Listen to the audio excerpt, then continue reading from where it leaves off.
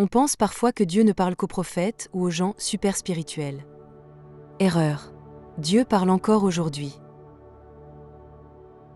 Jean chapitre 10, verset 27 dit « Mes brebis entendent ma voix.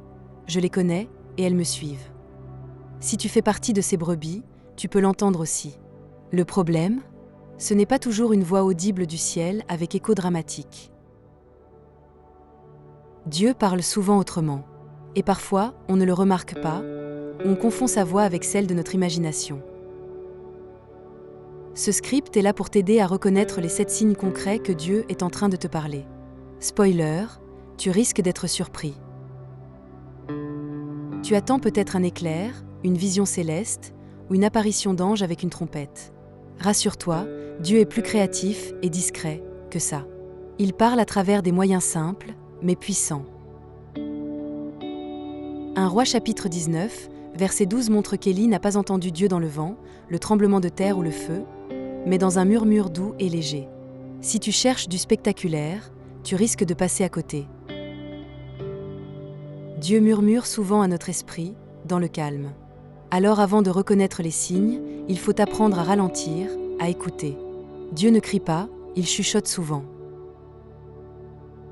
Premier signe et le plus fiable. La Bible. Dieu parle d'abord par sa parole.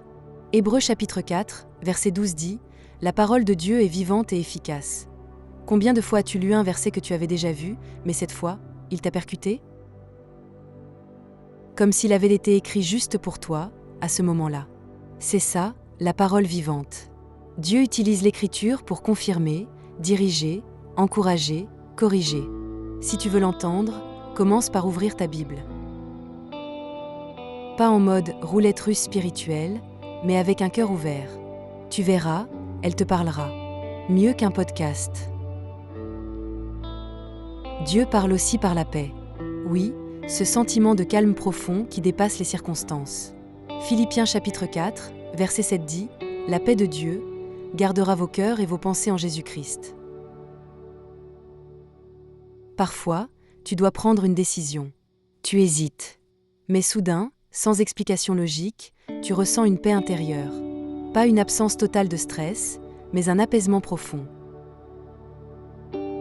Ce n'est pas juste ton cerveau qui te rassure, c'est Dieu qui confirme. Attention, l'absence de paix peut aussi être un non divin. Écoute ton cœur, mais surtout, laisse Dieu y régner pour bien discerner. Tu pries pour une direction, et tout s'aligne soudainement. Une porte s'ouvre, une rencontre improbable, une opportunité qui surgit. Coïncidence ? Peut-être, ou providence. Proverbe chapitre 16, verset 9 dit « Le cœur de l'homme médite sa voie, mais c'est l'Éternel qui dirige ses pas. » Dieu parle souvent par les circonstances qu'il orchestre. Il ferme des portes pour te rediriger. Il en ouvre d'autres au bon moment. Apprends à lire les saisons de ta vie. Quand tout semble s'enchaîner avec paix et confirmation, ce n'est pas juste du hasard. C'est peut-être Dieu qui te parle, en mode organisation divine. Tu ressens une impression forte dans ton cœur, persistante, qui ne vient pas de toi.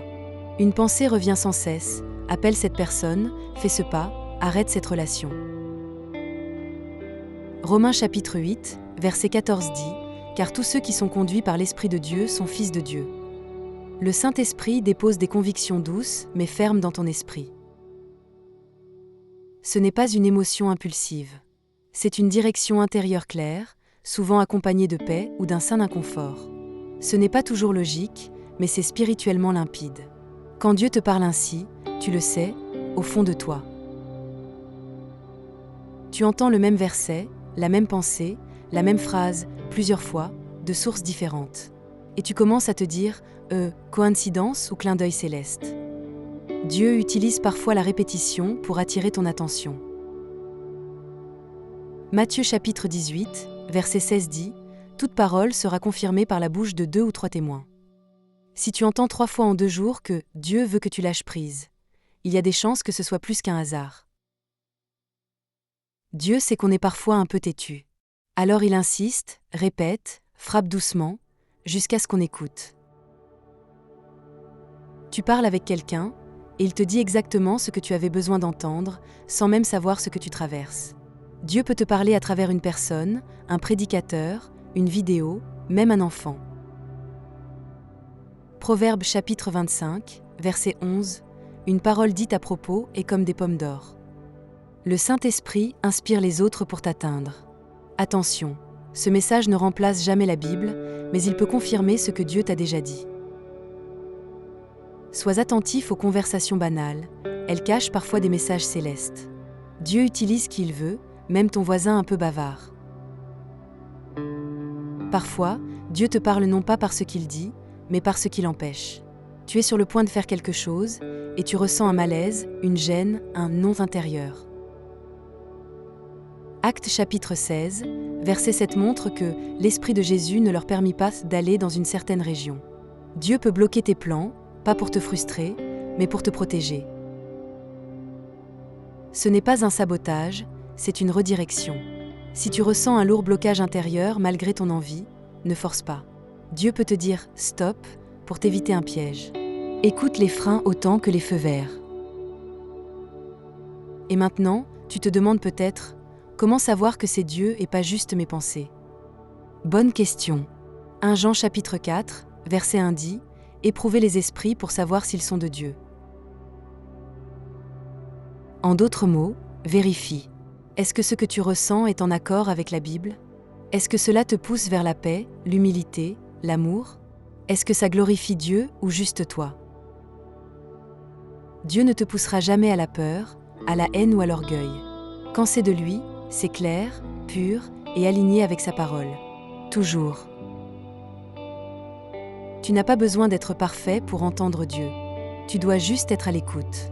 Luc chapitre 8, verset 15 parle de « ceux qui entendent la parole, la retiennent et portent du fruit avec persévérance ». Être à l'écoute, c'est être prêt à obéir. Dieu parle souvent à ceux qui veulent vraiment suivre sa voix, pas juste entendre des paroles flatteuses. Tu veux entendre Dieu? Alors montre-lui que tu es prêt à répondre. Pas parfaitement, mais sincèrement. Il aime parler à ses enfants qui écoutent avec foi et humilité. Plus tu pratiques l'écoute, plus tu discerneras sa voix clairement. En résumé, Dieu te parle plus souvent que tu ne le crois. Le vrai défi, ce n'est pas de forcer Dieu à parler, c'est de s'arrêter assez longtemps pour entendre. Alors, garde ta Bible ouverte, ton cœur paisible, ton esprit attentif. Il parlera peut-être par un verset, une paix, une personne, un rêve, un frein, une conviction ou un enchaînement providentiel. Mais dans tout ça, il y aura une même constante. Il parle toujours pour t'aimer, te guider et te rapprocher de lui. Dieu n'est pas silencieux. Il est juste discret. À toi d'ouvrir l'oreille et de lui répondre.